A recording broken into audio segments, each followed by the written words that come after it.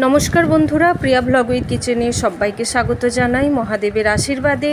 আশা করি সবাই ভালো আছেন, সুস্থ আছেন। প্রথমেই জানাই সকলকে শুভ শারদীয়ার প্রীতি ও শুভেচ্ছা। বড়দের জানাই প্রণাম, ছোটদের জানাই ও শুভেচ্ছা, অভিনন্দন, ভালোবাসা। বন্ধুরা, এই দুর্গাপুজো চলাকালীন হিন্দুদের প্রিয় এই উৎসব, বড় এই উৎসব দুর্গোৎসব, বাঙালিদের প্রিয় উৎসব এই দুর্গোৎসব। এই দুর্গাপুজো চলাকালীন অর্থাৎ সপ্তমী, অষ্টমী, নবমী, এই তিনটে দিনই কিন্তু মা দুর্গার সব থেকে বড় দিন। এই তিনটে দিন স্নান করার জলে যদি এই সামান্য কয়েকটি জিনিস মিশিয়ে স্নান করতে পারেন, নবগ্রহ আপনাদের হাতের মুঠোয়। বন্ধুরা, আমাদের জীবনে যা কিছু অঘটন ঘটে থাকে, সুখ বলুন, শান্তি বলুন, দুঃখ বলুন, কান্না বলুন, হাসি বলুন, সমস্ত কিছুই কিন্তু নির্ভর করে এই নবগ্রহের ওপর। এই নবগ্রহ বন্ধুরা চালনা করে থাকেন স্বয়ং দেবাদিদেব মহাদেব। তিনিই কিন্তু নবগ্রহকে চালনা করে থাকেন। কার জীবনে কেমনভাবে দিন আসবে, সুদিন দুর্দিন, সমস্ত কিছু কিন্তু মহাদেব চালনা করে থাকেন এই নবগ্রহকে।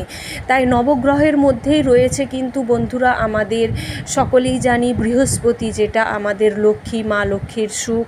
তারপর আছে শুক্র, অর্থাৎ সুখ শান্তির সুখ। তারপর আছে শনিদেব, তারপর রাহু, কেতু, সমস্ত 9টি যে গ্রহ রয়েছে সমস্ত কিছুই কিন্তু পরিচালনা করেন এই দেবাদিদেব মহাদেব। কিন্তু এই দুর্গাপুজো চলাকালীন এই দুর্গোৎসবের সময় স্বয়ং মহাদেব দায়ভার দিয়ে দেন মা দুর্গার ওপর। কাজেই 9টি গ্রহ কিন্তু মা দুর্গার হাতের মুঠোয় থাকেন। তাই মা দুর্গাকে আমরা যদি এই সামান্য কয়েকটি কাজ করে যদি আমরা মা দুর্গার কৃপা পেতে পারি, আমাদের সারা বছর ধরে নবগ্রহের আশীর্বাদ, অর্থাৎ নবগ্রহ থাকবে আমাদের কন্ট্রোলে, অর্থাৎ নবগ্রহ আমাদের থাকবে পক্ষে। সকলেই জানেন যে বাড়িতে নানান জিনিস বলতে এই ধরুন কোনো কাজে বাধা, সমস্ত দিকে বাধা, ছেলেদের পড়াশোনা বলুন, বাড়ির বাস্তুদোষ বলুন, ঘর বাড়ি কেনা বা গাড়ি বাড়ি যানবাহন ইত্যাদি কেনা, এছাড়াও জমি জায়গা, কোর্ট কাচারি মামলা, নানান ধরনের সমস্যা। আমাদের জীবনে তো সমস্যার শেষ হয় না, হাজার একটা সমস্যা লেগেই থাকে। সমস্ত সমস্যা থেকে মুক্তি পাবেন এই শুধুমাত্র কাজটি করে। সামান্য স্নানের মতো পবিত্র জিনিস আর হয় না। ব্রহ্ম মুহূর্তে উঠে যারা স্নান করেন, সেই যে মন শরীর শুদ্ধ হয়, তার থেকেই কিন্তু আসে পজিটিভ এনার্জি, যার ফলে আমাদের জীবনে সমস্ত কাজে বাধাপ্রাপ্ত দূর হয়, সমস্ত কাজে আমরা এনার্জি পাই। তো আপনারা একটি বড় সাইজের ঘটি নেবেন। ঘটিটি অবশ্যই একটু সামান্য বড় নেবেন। অনেকগুলো জিনিস আছে, জিনিসগুলো আপনাদের পরপর বলছি, আপনারা চাইলে খাতায় লিখে নিন। একটা জিনিসও যেন না ছুটে যায় বা একটা জিনিসও না যেন ছাড়া হয়ে যায়। বন্ধুরা, মা দুর্গার কাছে সমস্ত কিছুই বাধা। তাই অবশ্যই এই সামান্য কয়েকটি কাজ করে আমরা মা দুর্গার কৃপা পেতে পারি। তাই অবশ্যই বন্ধুরা আগে লিখে নিন যে কোন কোন জিনিসগুলো আপনারা ওই ঘটিতে দেবেন। তারপর আমি বলে দিচ্ছি কিভাবে ব্যবহার করবেন। বাড়ির প্রত্যেকটি সদস্যদেরই করা উচিত। বাড়িতে যদি 5 জন 10 জন যতজন মেম্বারই হোক, একটু ঘটিটা বড় সাইজের নেবেন। সবার যেন অল্প করে জল যেন সবার কাছে যায়, 100 গ্রাম 50 গ্রাম জলও যেন স্নানের সাথে যায়। তাই অবশ্যই বন্ধুরা আপনারা আগে জিনিসগুলো লিখে নিন। বন্ধুরা, প্রথমেই আপনাদের জানাবো আতপ চাল। একদম গোবিন্দভোগ বা কামিনী আতপ নিয়ে নিন। এমনভাবে চালটা নেবেন, চালটা একটু বেছে নেবেন, কোনো যেন ভাঙা জিনিস না হয়। বন্ধুরা, একটু ভালো করে বেছে নেবেন, ভালো করে জিনিস যে কোনো টোটকাতেই দেখবেন সুন্দর, সমস্ত কিছু সুন্দর জিনিস দরকার হয়। তাই অবশ্যই চালটা একটু বেছে নেবেন, ভাঙা বা পোকা যেন না থাকে। প্রথমেই নিয়ে নেবেন আতপ চাল। দ্বিতীয়ত নেবেন আতপ চাল, এই কারণেই বললাম, সকলেই জানেন আর্থিক কষ্ট সব থেকে বড় কষ্ট। তাই অবশ্যই আতপ চালটা অবশ্যই নেবেন। আর যে সমস্ত জিনিসগুলো বলবো বন্ধুরা সকলের বাড়িতেই থেকে থাকে। এই সাধারণ কয়েকটি জিনিস কিন্তু সকলের বাড়িতেই থেকে থাকে, আর সকলেই দেখবেন বাড়িতেই অনায়াসে পেয়ে যাবেন। দ্বিতীয়ত আপনি পরপর নামগুলো বলছি, আপনারা পরপর লিখে নিন। প্রথমেই আছে আতপ চাল, দ্বিতীয় আছে সাদা সর্ষে, ভালো করে শুনবেন, সাদা সর্ষে, তৃতীয়ত আছে কালো সর্ষে, তারপর আছে 5টি তুলসী পাতা একদম নিখুঁত। সাদা সর্ষে কালো সর্ষে 1 চিমটে করে নেবেন, অল্প করে হলেও যেন থাকে।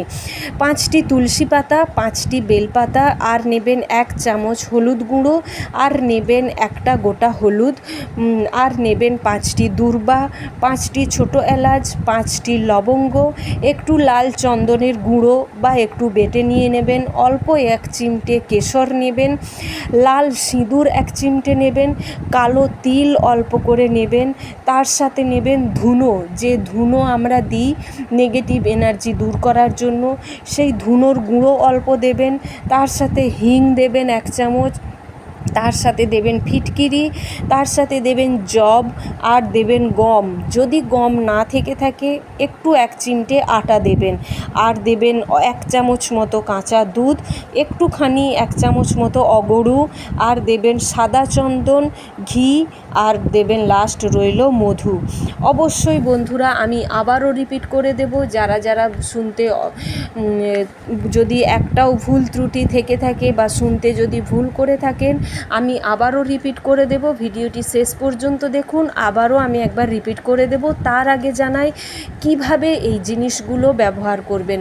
বন্ধুরা, পরপর 3 দিন আপনাকে স্নান করতে হবে। সপ্তমী, অষ্টমী, নবমী করলে তো খুবই ভালো, যদি অষ্টমী, নবমী, দশমী করেন তাও ভালো।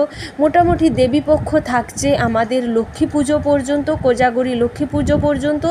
দুর্গা পুজো থেকে শুরু করুন, সপ্তমী, অষ্টমী, নবমী, না হলে অষ্টমী, নবমী, দশমী, না হলে নবমী, দশমী, একাদশী, এই 3টে দিন অন্তত করুন। সপ্তমী, অষ্টমী, নবমী সব থেকে বেস্ট অপশন করার।